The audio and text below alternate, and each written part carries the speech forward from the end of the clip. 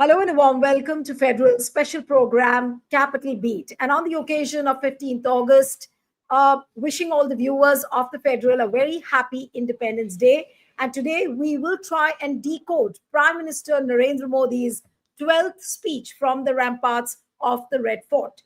Now, today he addressed the nation from the Red Fort after hoisting the national flag on the occasion of the Independence Day. And during his speech, PM Modi spoke about India's success during Operation Sindoor. He spoke about farmers' welfare, launched multiple schemes, and one key announcement was the new GST reforms set to kick in by Diwali and which is aimed at lowering the prices of the daily use commodities across the country.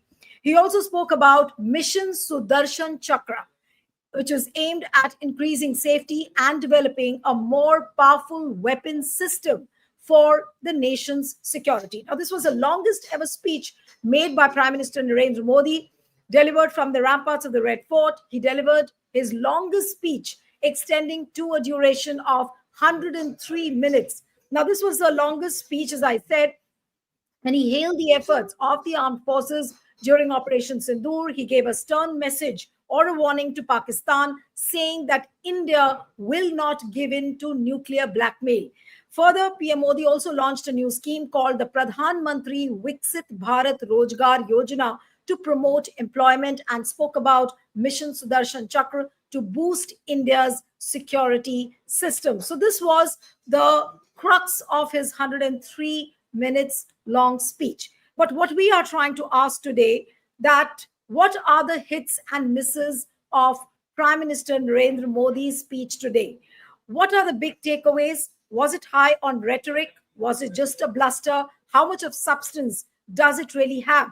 And what are the broader indications if you look at the futuristic plans of Prime Minister Narendra Modi? We'll try and pack up everything on this particular show. Joining me this afternoon is veteran journalist and political commentator Anand Sahai. Thank you so much, Anand, for joining. We have Professor Ajay Gawri from Jawaharlal Nehru University, professor and author. Thank you so much for joining. We have Pushparaj Deshpande, who's the author of the book called Bharat Jodo Yatra, works very closely with the India Alliance as well. Pushparaj, thank you very much. And I'll begin with Anand. I assume you must have heard the 103-minute speech of Prime Minister Narendra Modi. What do you think are the big takeaways according to you, and what is the larger message of his 12th address from the Red Fort?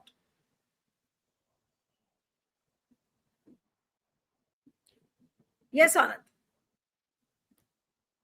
Oh, sorry. Yes, Okay, yes. Neelu, I think today is a very important occasion for the country. It's a historic day for reasons that we know only too well, and it was a day which links to India's emergence from colonial rule, and at the behest of not one or two individuals, but masses of people. India was the one country which, without resort to violence, was able to mobilize millions of Indians. True, Gandhiji was the preeminent personality.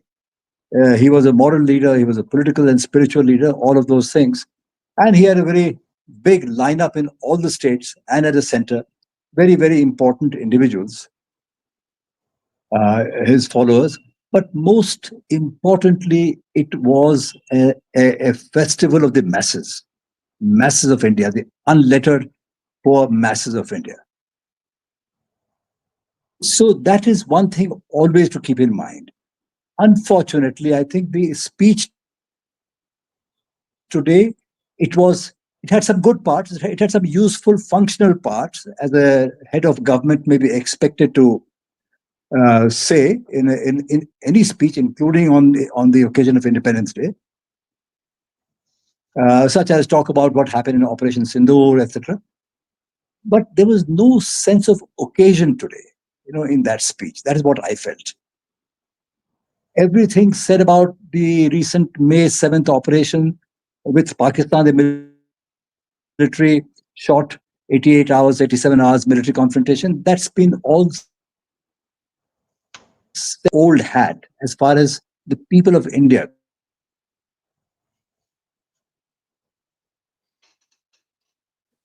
I think there's some Okay, signal we will issue. do we'll take a look at.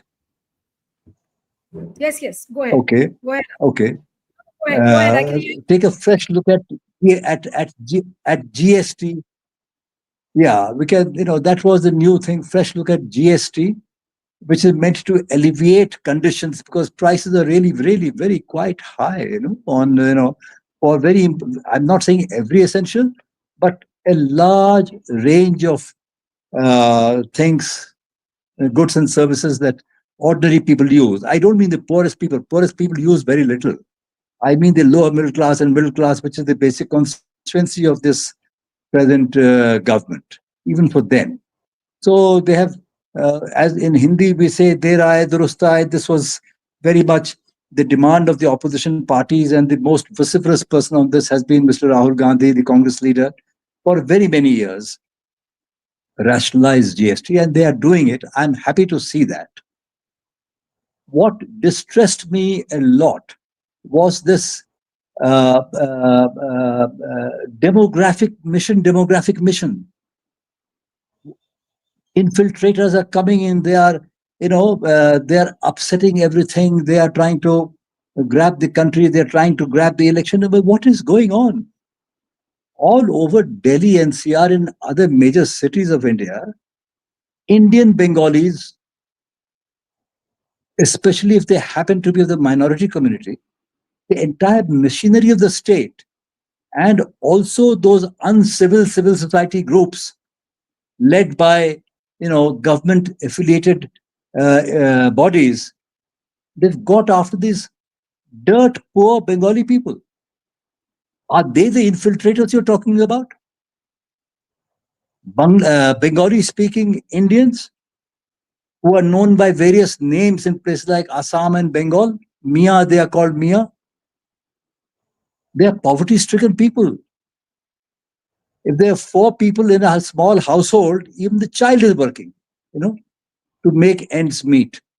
This is your demographic mission. I mean, what are we all about? You talk about, I know it is references through ancient scriptures of a particular religious faith, Sudarshan Chakra. All that is fine. Maybe you're trying to talk about a missile dome, anti-missile dome like Israel has. Well, it wasn't all that successful against the Iranians. I might tell you that, but yes, okay. You need a something a better prepared military defense. I can see that. If China and Pakistan, they've had a very close close collaborative action in the recent May events, not only through sale of military weapons, but also personnel being involved from the Chinese side. All that is fine. I can say not only government and the present prime minister, but also his successors, whoever they may be. So that's all right. I mean, these are, but these are governmental announcements, But what we are today in a perhaps possibly in a new geopolitical conjuncture, with relationship with the US turning out to be very, very sour in spite of the highest expectations of the present government, in spite of constant kowtowing by the present government to the US and its leaders, whoever they may be, for the past 10, 12 years. Constant. To the extent of going and sloganeering for them, for President Trump in the last election. Trump hai, whatever the slogan was, so in favor of Trump, this time Trump Sarkar or something. In spite of all that, these were nothing but moves to please a foreign leader, campaigning for somebody's election. And even then, you've got what you've got. Because these very large nations, they look to their self-interest, or they look for how to extend their hegemonic interests. They're not bothered about whether you've shaken their hand, you've gone and hugged them and embraced them. But here, our people seem to have a completely wrong understanding of the conduct of international affairs. They have a very a narrow chauvinistic vision of the conduct of domestic affairs. In this present government, I'm talking. and a very, very distorted picture of the reality they present to their own people. This is the geopolitical aspect. And now China relationship is not good. You have border issues. America relationship is very bad right now. With the Russians, they are helpful so far. I don't know what they will do in Alaska today. If they strike a good relationship, then maybe you'll have some more, little bit more breathing space. If they don't, then maybe you'll have a little less breathing space. But overall, the situation is that we have to find our feet in a changed geopolitical setting. And our Independence Day speech of the Prime Minister of India from Red Fort made no indication of the strike at all.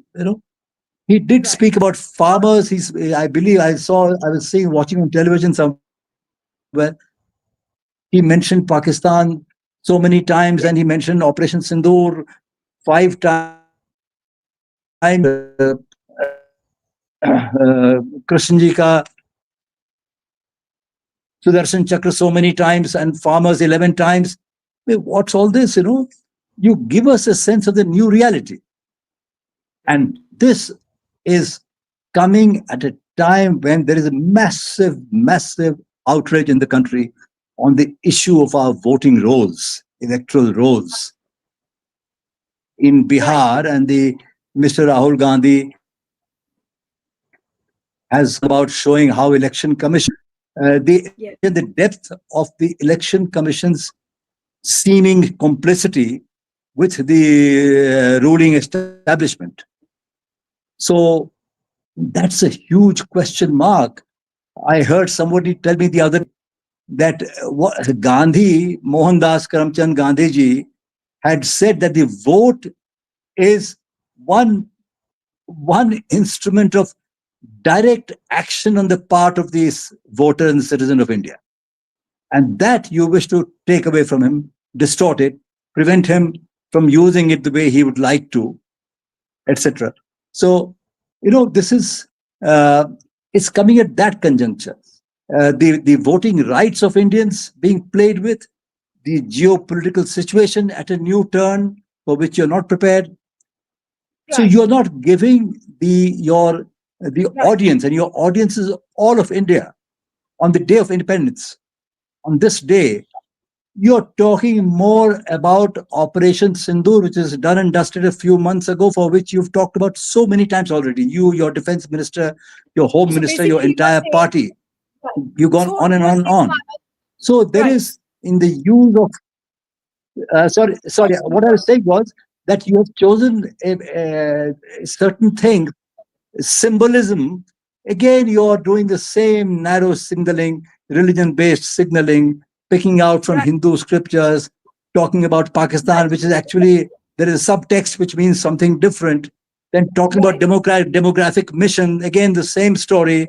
And then Right. today, I thought I was looking at the Chief Minister of Uttar Pradesh, from this bright ochre colored jacket and that muffler like thing.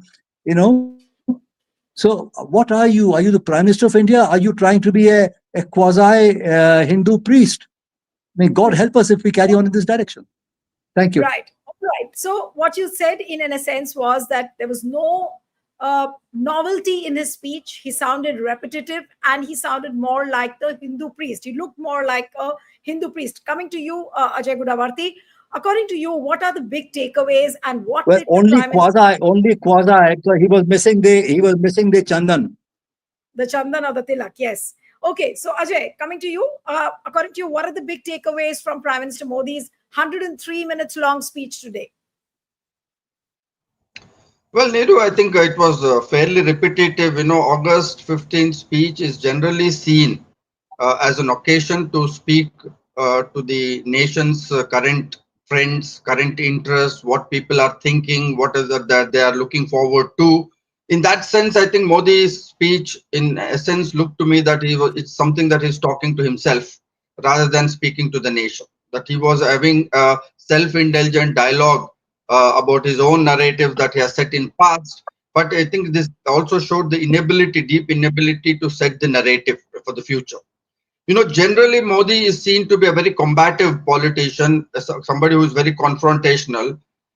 As a run up to the last few days, few months, in fact, this entire thing about SIR and especially Rahul Gandhi's that PowerPoint presentation that has gone so viral, I was imagining that Mr. Modi might come up with some kind of a conspiracy theory, or at least a very strong rebuttal to that, to say that false allegations are being levied by the opposition. The very fact that he chose not to confront, not to address that aspect, and completely kind of sidestep that issue, it looked like that we have a different Mr. Modi now. When you contrast that this Modi to Mr. Rahul Gandhi, Rahul now looks far more relaxed, far more confident. You must have seen that video that he released with voters from Bihar who had declared dead in the electoral list. He was joking around and saying that पहली बार मुझे मौका मिला मरे हुए लोगों के साथ चाय पीने का. I mean, this shows the confidence of a person who is nowhere near the power, or nowhere near winning any election. But that shows a purpose. There's an overall purpose in what the opposition is now doing under Rahul's leadership. And exact opposite is happening with Mr. Modi's speech. If you contrast the two, that there is absolutely no direction. There is absolutely no context to which he's speaking. He's in fact speaking to himself.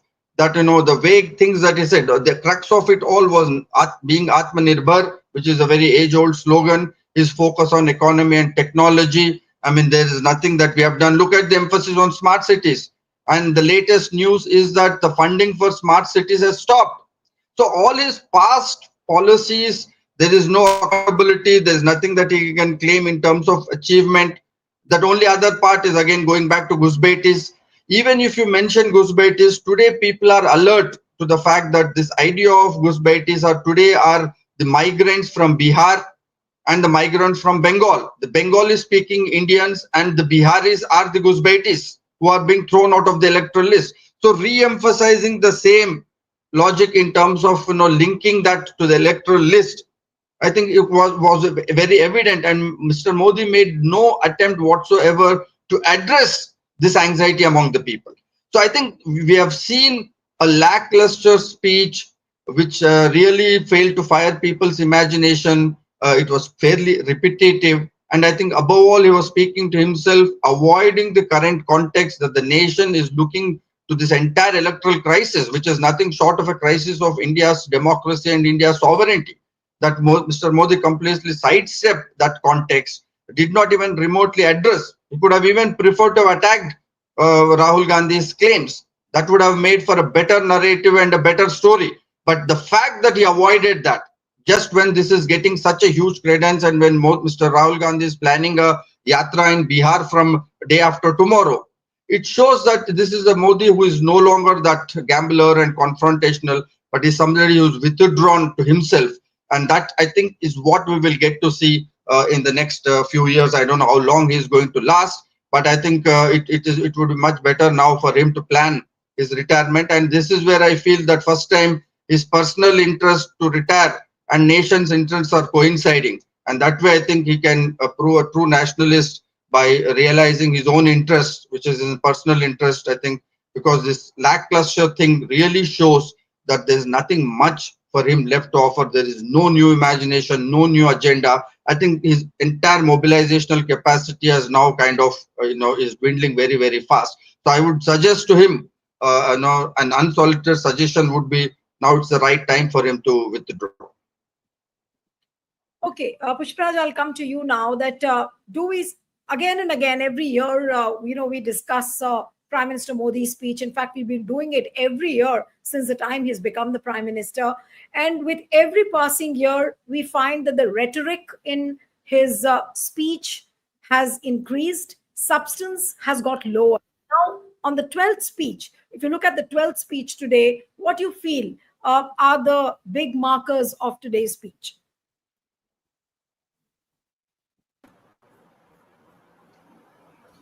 Hi, Niluji. Let me begin by saying a very happy Independence Day to everyone here. our panelists, the federal team, and of course our viewers. And a very happy Navroz Dubas to everyone as well, something that Prime Minister Modi surprisingly forgot. Nevertheless, similarly, so firstly, sometimes I feel it's a good thing to take a trip down memory lane. You know, we all see old movies and old songs. Feels good, you know, to have some nostalgia. Similarly, Pradhan Mantri Modi's speech was a very good speech because it recycled the greatest hits for the last 12 years. Viksit Bharat, Atmanirbhar Bharat, Sabka Saath, Sabka Vikas. We've been hearing this year after year for the last 12 years. I know Professor Gudavardi felt sleepy about hearing them again, but I actually felt very nice to hear things that I've been hearing for the last 12 years. But maximum speeches, maximum bhashan, minimum outcomes.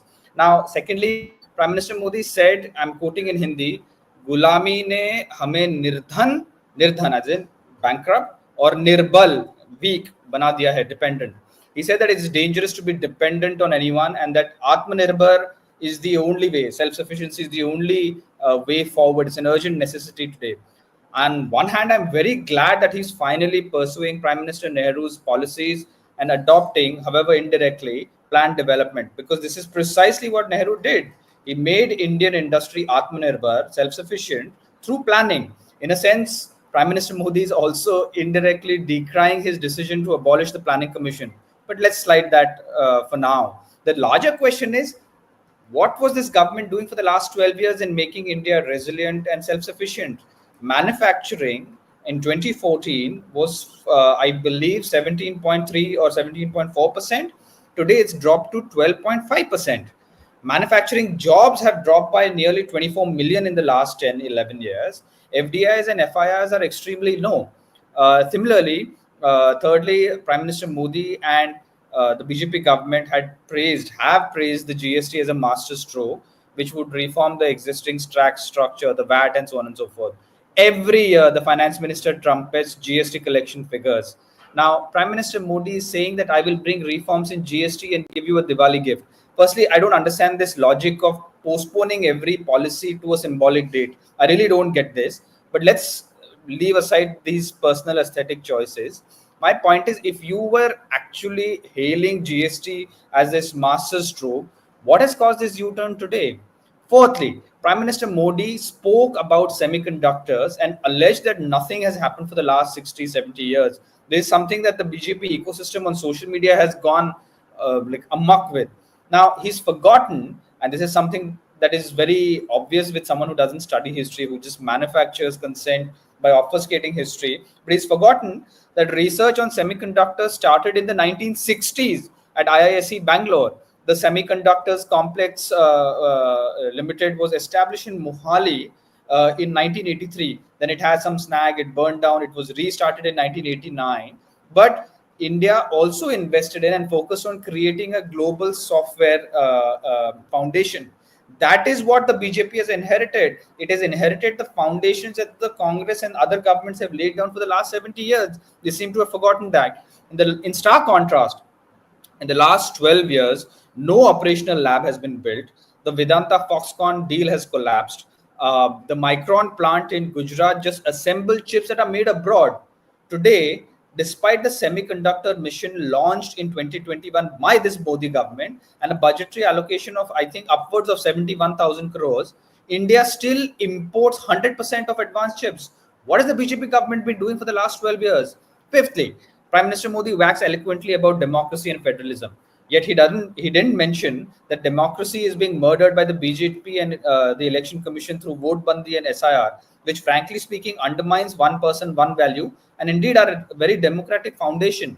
Similarly, the government, in talking about federalism, he forgets that his government has reduced tax devolution from 42% to 34%. Plus, they have cut central sponsor scheme, and then they also collapsed state governments by breaking parties. He also spoke about forced demographic change. Now, this is something that the right-wing ecosystem is going crazy about. Now, after the so-called 1,000 years of Muslim rule, this is what they talk about, and nearly 80 years of India's independence, where they claim the Congress was only appeasing Muslims, allegedly. Despite this, the share of Hindus in the total population is over 80% today. Prime Minister Modi is also claiming infiltrators are targeting women and stealing land. Now, this is again dog calling and whistling Same thing that he did in the 24 elections, where he said Muslims are stealing your buffaloes and your Mangal Sutras. Now, firstly, can the government give any data to substantiate this charge?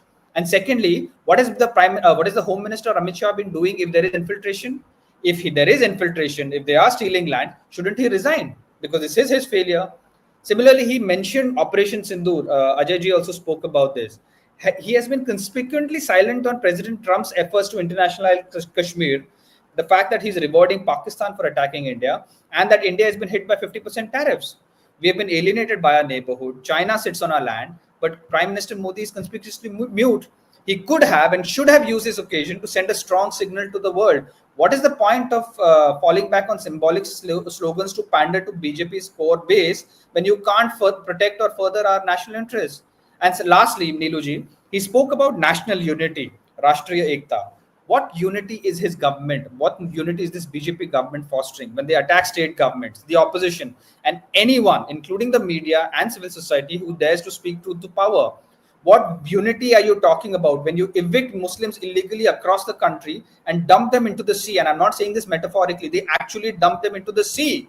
Nowhere in the history of any country has a population been evicted and dumped into the ocean by a state government. This is bizarre, but they're doing this. They're bulldozing their homes and lynching them. What unity is there when your party divides the nation on communal grounds? National unity and integration aren't slogans that you can trumpet once a year. You need to invest in them like Nehru did. You need to respect the opposition and states and India's vast diversities. But what are you trying to do? You're trying to steamroll India's diversities, our unity, our federal structure into one nation, one ideology, one leader, one religion, one language. What unity are you talking about? You're not talking about unity. In fact, the RSS, who they also, I don't know why he's praised them, given that they had no role to play in our freedom struggle or did not respect our Tiranga, our flag, for 52 years. They didn't even fly them. But they talk about uniformity and diversity, not unity and diversity. This is the difference between the BJP and the rest of the progressive parties, the India bloc. Yes, we need Azadi.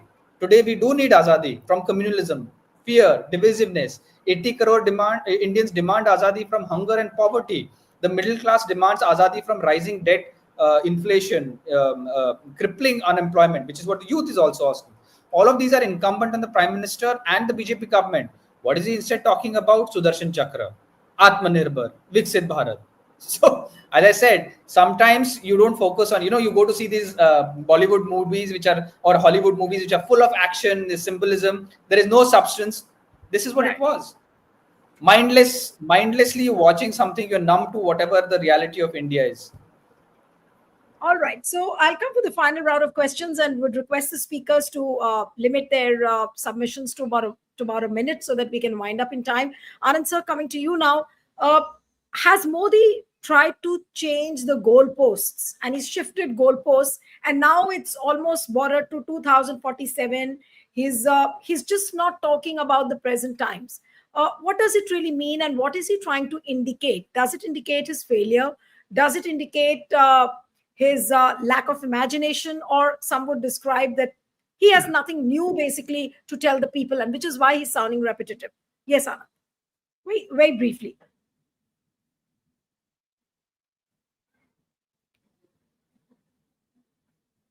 The answer is he's doing all that because he's narrowly focused on earning his vote through a very narrow chauvinistic lens, religious lens, and on the economic side through big business. And if that is so, then even though they may be repetitive, even though they may be borrowed from the past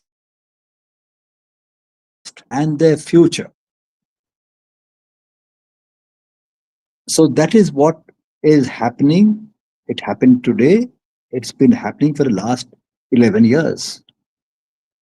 There was not one well laid out policy in the past 11 years, not even on defense. Not even on defense.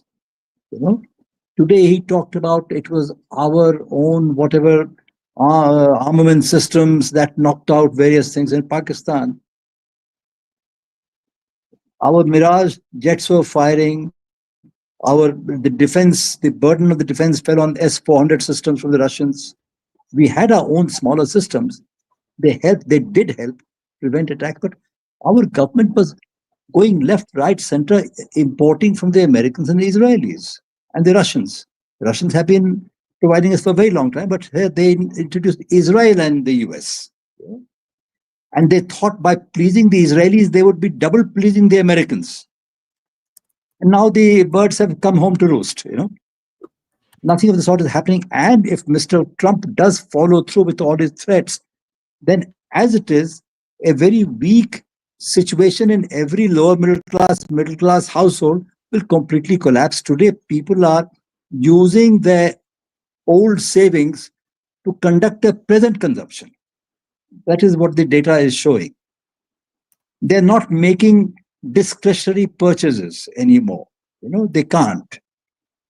And the government realized that the employment situation has collapsed.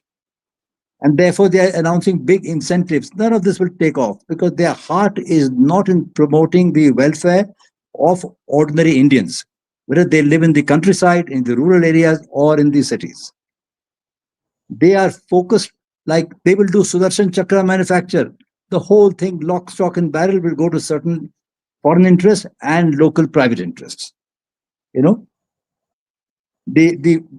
people's interests are lying in state-owned industry, which belongs to, the people are the sovereign. They will get a very small slice, if at all.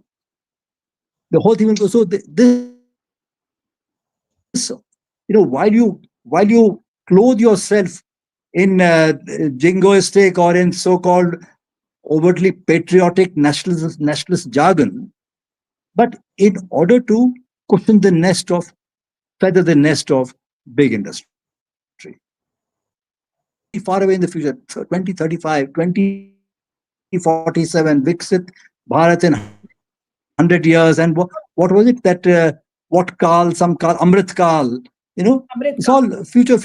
So my great grandchildren, if they are lucky, they may present no nothing, zero, except words which have long. Right. Thanks. Your audio is breaking, Anand. Your audio is breaking, but somewhere now, like we've almost reached the end of the show. But I'll come to Ajay. But we could get a gist of what you want to say. Luckily, I have stopped speaking. No. Fortunately for me, I have stopped speaking now. So let the audio break. All right. Okay. So Ajay, coming to you, how would you summarize today's speech? मैंने बोलना बंद कर दिया. Thank you. Okay, Ajay. Okay, Anand. Yes, Ajay, coming to you now. Yes, how would you summarize Prime Minister Modi's speech and his larger goals now? What has he indicated? Yeah, I think, Neeru, as I said that, this sounded like, Modi sounded more like a stockist, with a grocery list of various things, one after another. Effective emotional dimension and the kind of symbolism that he generally has a certain grip on, that I think he's lost that. I think that's a very big takeaway, and that will tell us something very, in depth about things to come. The fact that he's not in a power to set a narrative. That has partly happened because his ability to set narrative, his ability to use symbolisms comes from his interplay between alternating between being an underdog and being an aggressor. That was his strength. He's come a chai wala, but he's also an aggressor who can take on his enemies. I think he's lost the sheen for both. Today, he cannot claim an underdog with what is happening with opposition parties, this electoral list. He's also not being able to be an aggressor. Even when you saw his speech, his comments on Sindoor, he's usually very aggressive in his body language when he talks about Sindoor. But today it was a very trepid kind of a list, grocery list kind of reading out, that Sindoor or Mutor Devab Denge. And it did not have that affective value or that symbolic resonance with the common people. I think this, to my mind, I think is the biggest takeaway from this speech, that the fact that he's unable to set a future narrative, and instead he's saying that संकट आने वाला है, संकट पे रोना नहीं है, मुश्किल के समय तैयार होना है बलिदान के लिए. I think he's signaling himself, as I said, is a withdrawn demagogue. I think all demagogues go through this final phase during the final years. if one makes a kind of a historical reading, I'm able to see that it's a demagogue who is, in his last run, who is now signaling a certain kind of a crisis, which is more of a crisis that he is feeling for himself, and it's a kind of a more a withdrawn prime minister who is no longer willing to stake something. And I think they read signals very strongly. That is their strength. And I think he has read that signal very strongly, that is no longer resonating with the people on the ground. Right. So, Pushpaj, so what we've discussed finally is that he's repetitive, he's sounding like a demagogue who's in the last phase of his political career. Did you also feel the same? That this probably, and because there are discussions all around that RSS might ask him to step down on his 75th birthday. We do not know what the plan internally within the party is. But did you get the whiff of a speaker within Prime Minister Narendra Modi who's delivering his last political speech as a Prime Minister from the ramparts of the Red Fort? Niluji, while I think every conscientious patriot would want that, I really don't have any inner insight on how the BJP and the RSS function. I think that apart from the two people at the top, no one in the BJP also knows what they are going to do. A case in point being the forced eviction of the vice president. By the way, we should be asking. I mean, although he's got his Azadi from this ecosystem, I hope he is all right, and that is something that we should all be concerned about. But keeping all of that aside and being a bit serious, see, I genuinely feel this is a serious time, and it's a time for serious people. India is facing major economic, political, geopolitical, and social upheavals. I cannot emphasize how critical this polycrisis that we are facing is. At this juncture, we need a leadership that is actually got a vision, not symbolic slogans for the next 20, 30, 40 years, but substantively invests both in empowering human capital, but is able to also marshal all of India's energies, including all of its states, including all of its oppositions, into a national unified effort to take India and to circumvent the disruptions that the world is going through right now.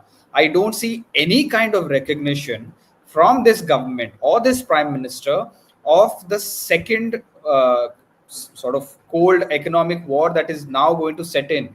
The fact is that after he is able to sign a deal with Russia on Ukraine, which in my opinion is going to be like a second Munich Pact, but let's keep that aside. Once that is done, he's going to focus all of his energies on China. What are they asking us about the Quad? They are asking that we need to militarize and secure, be a bit more, put boots on the ground with Quad. We are going to be in a situation where we are stuck being a proxy between two giant hegemons, one of them who is in our neighborhood. Do you realize that this is going to happen not in the next 10 years? It's going to happen in the next 1 year. Did this speech of the prime minister indicate that he's even aware of the crisis that we are going to get hit with in the next 1 year and the economic fallouts of that? No, this speech was not at all seized of those structural problems and fault lines that we are going to have to navigate. And the fact that he's willing to take the institutional memory of the opposition on board to be able to tackle this. We are not ready. And this prime minister, this government is not ready to lead India into the next phase of the new world order. And there is, mark my words, there is a new world order that is coming. This prime minister, this government is not preparing India for it. And they are doing a great disservice to the national interest. They are, in fact, I would go so far as to say, compromising our national interest, our national security.